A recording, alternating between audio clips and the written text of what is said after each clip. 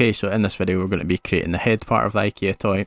It's nothing too complicated in this one. Probably the hardest part is changing the view to a wired frame and then working inside the head and creating the circular array. There's nothing too challenging with this.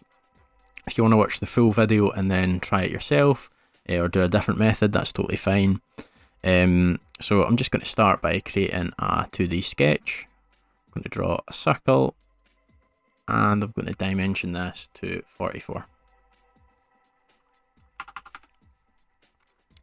Finish my sketch, extrude, 18, and we've got the base part of the head. We're then going to shell it, so I'm going to shell, clicking to remove a face, and clicking OK. If you ever need to change anything, you can always go back to your modelling tree to double click. So if you forgot to remove a face or you didn't type in, if you've got another number in there apart from 1, you can do anything you want in there. So I'm going to create this part that extends down and then we'll change to wireframe mode. So I'm going to start a sketch just on the inside here. I'm going to draw a circle and this one is 10.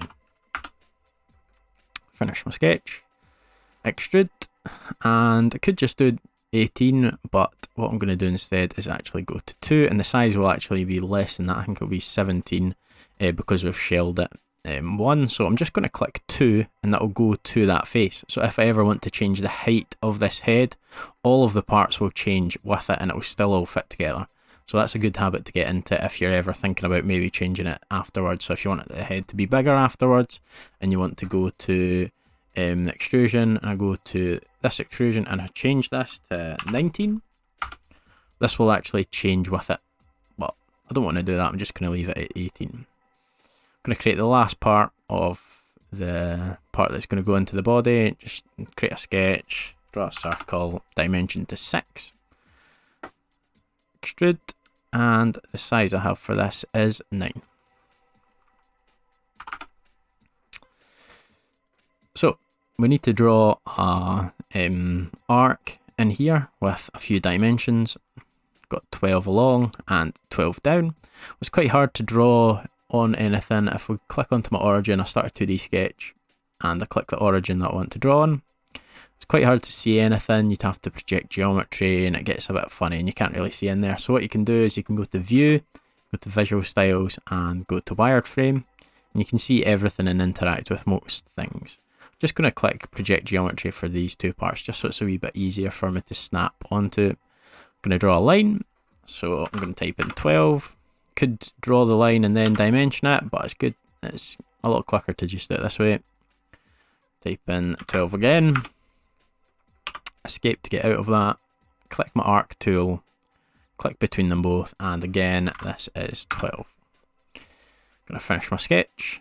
And this part is going to be getting a circular array around this, and I want it to be extruded going both directions. So I'm going to click extrude.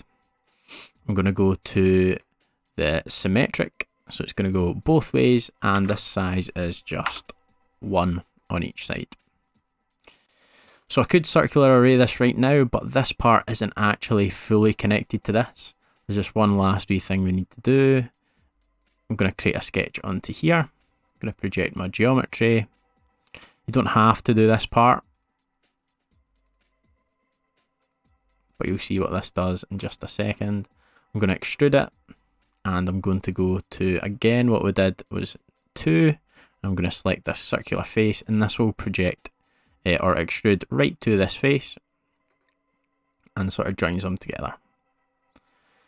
So what I want to do next is I want to do my circular array. Just going to go to the circular array tool. Yours might not actually say circular, it will just be the icon, so have a wee look for that. I'm going to click circular. We're going to do a feature. I'm going to move underneath it so I can click it. And my rotation axis is just going to be any of the circles. Just going to pick that one. And there is 4, 360 degrees. And that's it, almost done. We'll go back and check, just make sure everything's okay. Go to realistic. I'll go to realistic with edges. And that's it in there. The last part is to just draw a circle of 6 up the top and extrude it. I'm going to start a 2D sketch up the top, draw a circle, going to type in 6. Finish my sketch, have a look at my drawing. It's going down 8. Going to extrude it, cut, 8. And this is the head completed. So in the next video, we'll look at assembling them and creating a hat all in the assembly. So click onto the next video if you're finished with this.